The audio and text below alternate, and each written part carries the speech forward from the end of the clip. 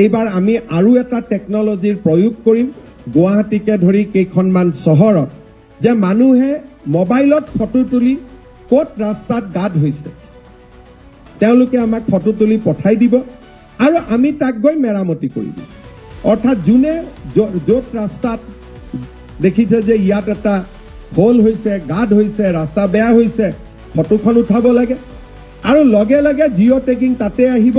মাত্ৰ এপটোত আপলোড কৰি আমাক পঠিয়াই দিব লাগে আৰু পিডব্লিউ ডিপাৰ্টমেণ্টে 7 দিনৰ ভিতৰত গৈ যেটো গাঁত আছে গাঁতটো মাৰি আহিব সকলোতে আমি কৰিব নোৱাৰো গাঁৱত কৰিব নোৱাৰো আৰ্থিক কথা থাকিব কিন্তু গুৱাহাটী যোৰহাট ডিব্ৰুগড় শিলচৰত ডেফিনেটলি আমি ইয়াক তেজপুৰত ইমপ্লিমেণ্ট কৰিব পাৰোঁ এইবাৰ আমি আৰু এটা টেকনলজিৰ প্ৰয়োগ কৰিম গুৱাহাটীকে ধৰি কেইখনমান চহৰত যে মানুহে মোবাইলত ফটো তুলি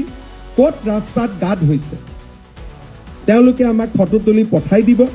আৰু আমি তাক গৈ মেৰামতি কৰি দিম অৰ্থাৎ যোনে য'ত ৰাস্তাত দেখিছে যে ইয়াত এটা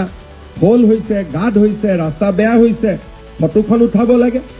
আৰু লগে লগে জিঅ' টেগিং তাতে আহিব মাত্ৰ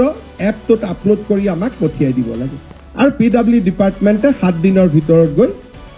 যেটো গাঁত আছে গাঁতটো মাৰি আহিব সকলোতে আমি কৰিব নোৱাৰো গাঁৱত কৰিব নোৱাৰো আৰ্থিক কথা থাকিব কিন্তু গুৱাহাটী যোৰহাট ডিব্ৰুগড় শিলচৰত ডেফিনেটলি আমি ইয়াক তেজপুৰত ইমপ্লিমেণ্ট কৰিব পাৰোঁ